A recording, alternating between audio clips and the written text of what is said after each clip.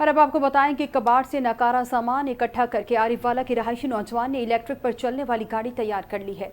ये गाड़ी 18 मन वजन उठाने के साथ साथ 9 घंटे मुसलसल अपना सफर जारी रख सकती है। रिपोर्ट कर रहे हैं आरिफवाला से नुमाइंदा star Asia news Malik Ibrar Khokhar.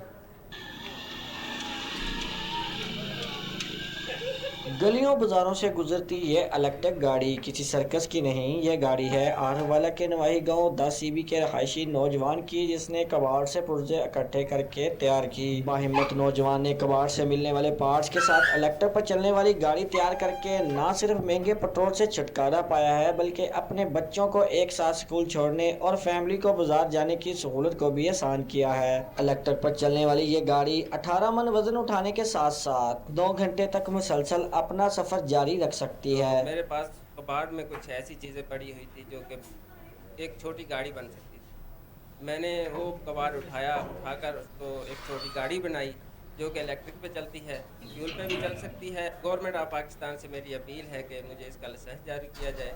Electric पर चलने वाली ये गाड़ी नौजवान ने नहायत ही कम कीमत में तैयार की है। इलाका वकीलों का कहना है कि नौजवान ने गाड़ी बनाकर एक मसाइल काम कर दी है। हमारे गांव के इस गरीब नौजवान ने बड़ी कम कीमत में ये गाड़ी तैयार की है। पाकिस्तान से अपील है तो इन जैसे को लाइसेंस फराहम करें ताकि ये ट्रैफिक कवानीन की मुश्किलात से भी बच सके।